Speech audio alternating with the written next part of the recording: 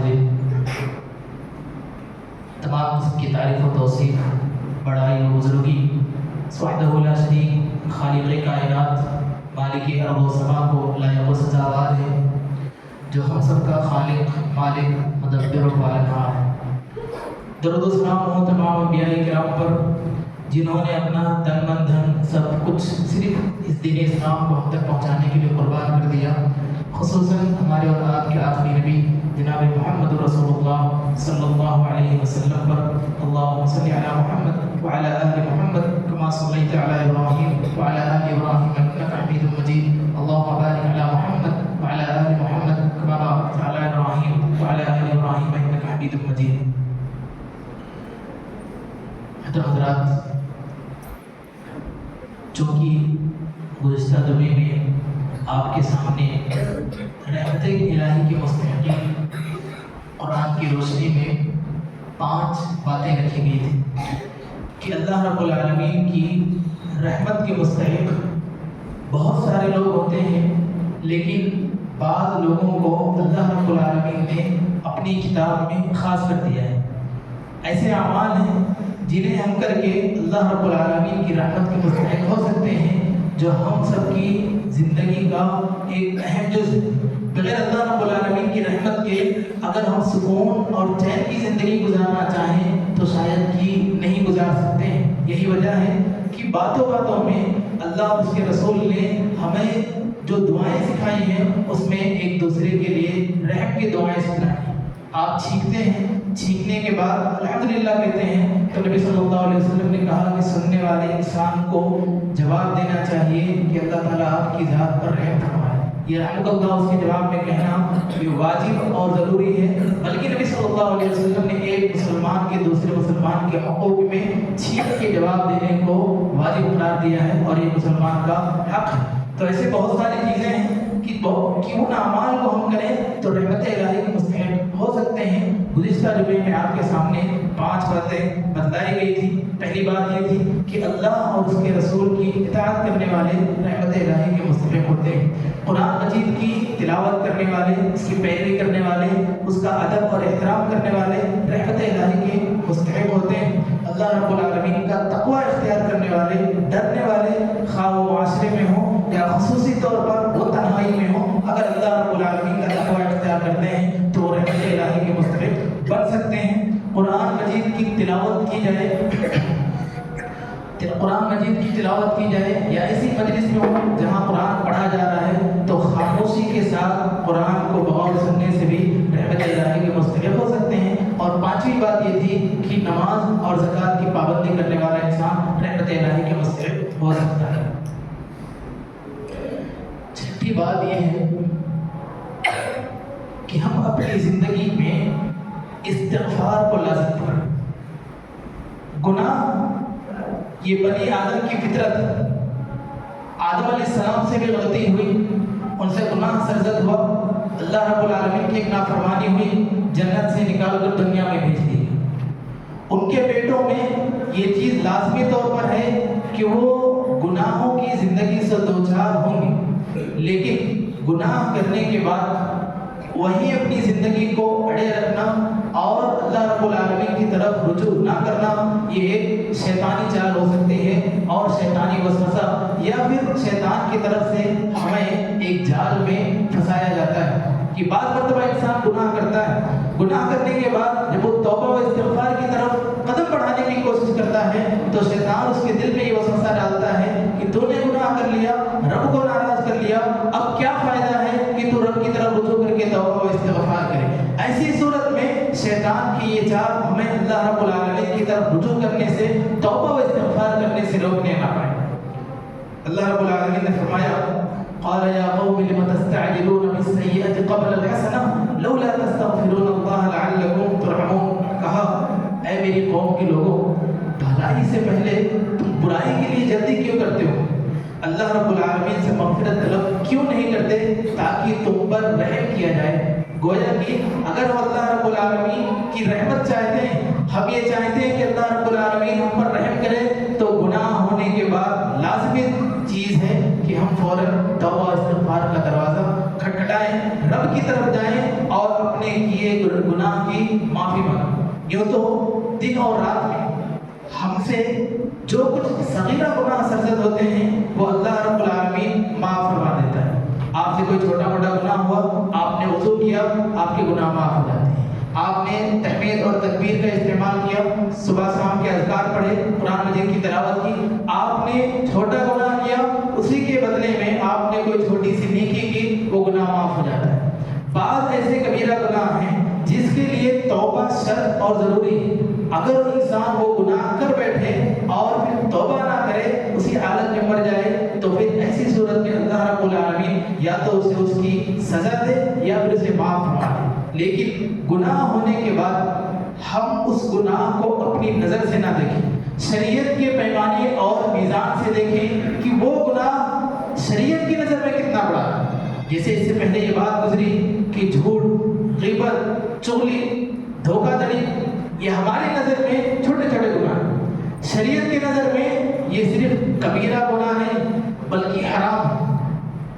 جھوٹ بولنا حرام ہے، لیکن معاشرے میں عام ہونے کی وجہ سے ہم یہ سمجھتے ہیں کہ چھوٹا موٹا جھوٹ بول کر کے سامنے والے کو ہم دھوکہ دے رہے ہیں۔ تو کوئی بھی گناہ ہو جائے تو اس گناہ کو شریعت کے میزان میں تولیں اور اس کے بعد رب کی طرف رجوع کرتے ہوئے توبہ و استغفار کو لازم کریں۔ صرف توبہ و استغفار ہمارے رحم کا، اللہ رب العالمین کی رحم کا ذریعہ ہمارے لیے نہیں بنتا ہے، بلکہ یہی توبہ و استغفار کے بارے میں نوح علیہ السلام کے قوم کو اللہ رب العالمین نے نصیحت کی تھی کہ اگر تمہیں بارش کی ضرورت ہے، فقر و فاقہ ہے،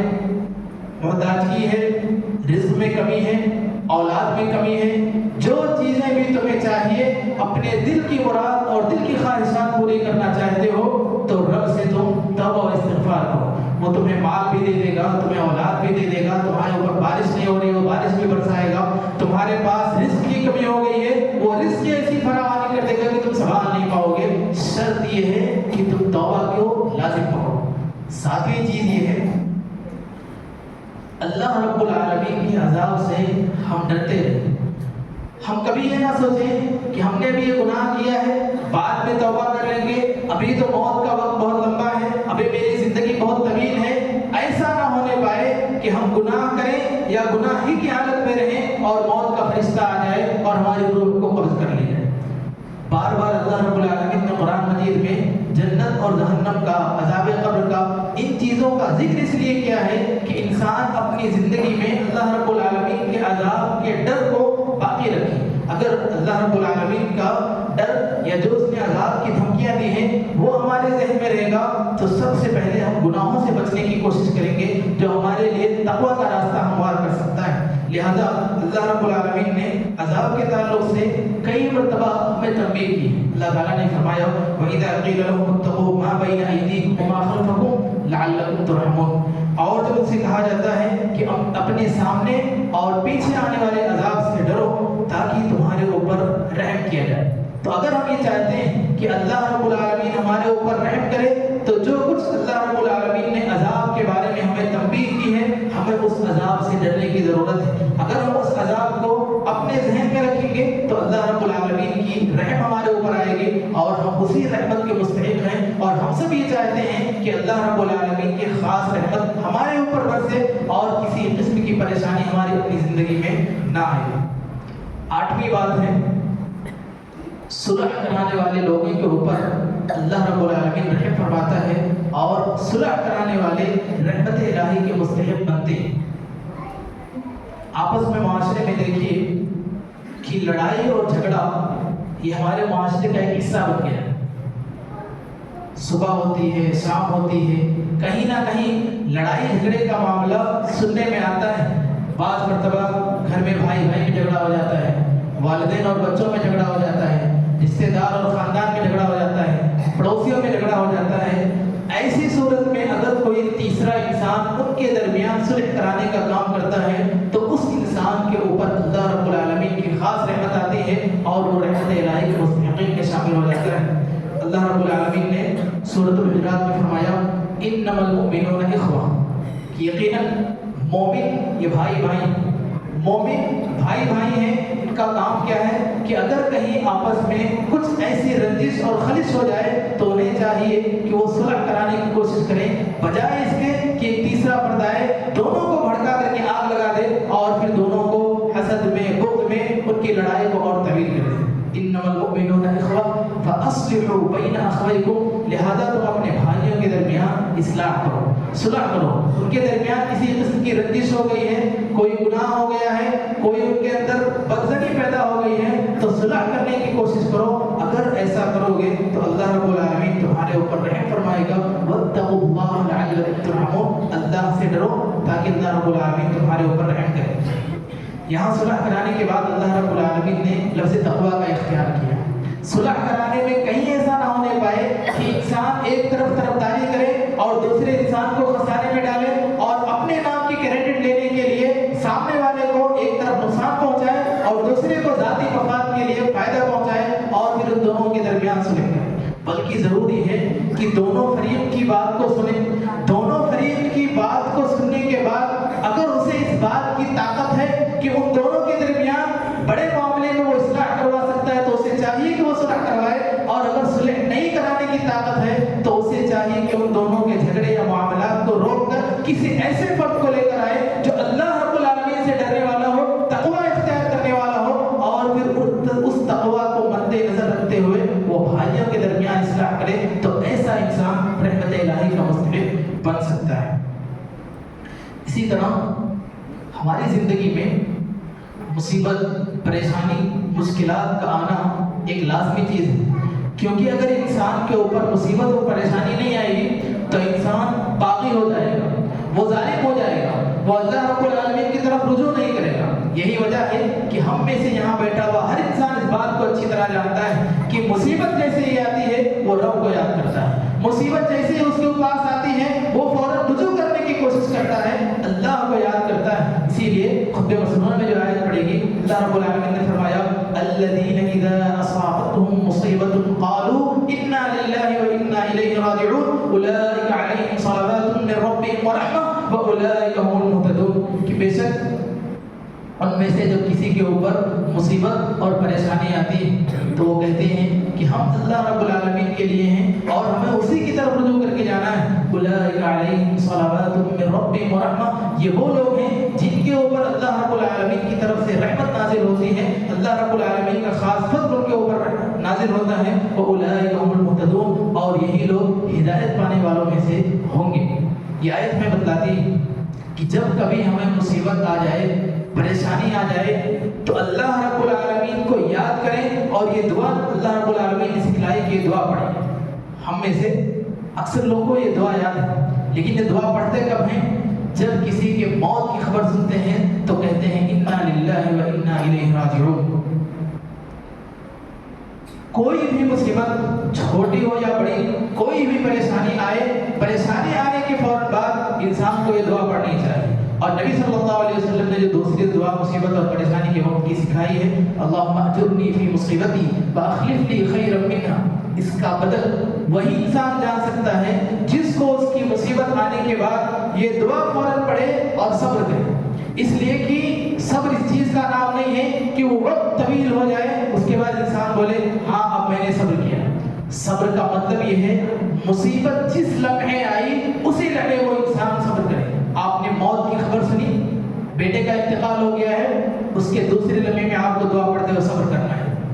تقدیر پر بھروسہ رکھنا ہے کہ اللہ رب العالمین نے جتنی زندگی لکھی تھی وہ زندگی تھی، ختم ہو گئی، اب مجھے صبر کرنا ہے۔ آپ صبر کریں گے اللہ رب العالمین اس کے بدلے میں اس سے کہیں بہتر بیٹا عطا فرمائے گا، کہیں بہتر نعمت عطا فرمائے گا۔ لیکن اگر آپ نے شکوہ شکایت کے دروازے کھولے اور آپ نے اللہ رب العالمین سے گلے شکوے کرنے کی کوشش کی تو اللہ رب العالمین آپ کو آپ کے اوپر رحم نہیں فرمائے گا اور رحمت الہی کے مستحق ہم نہیں بن سکتے ہیں۔ 10ویں چیز یہ ہے کہ جس ایمان کا ہم دعویٰ کرتے ہیں اس ایمان پر استقامت کرتے ہیں۔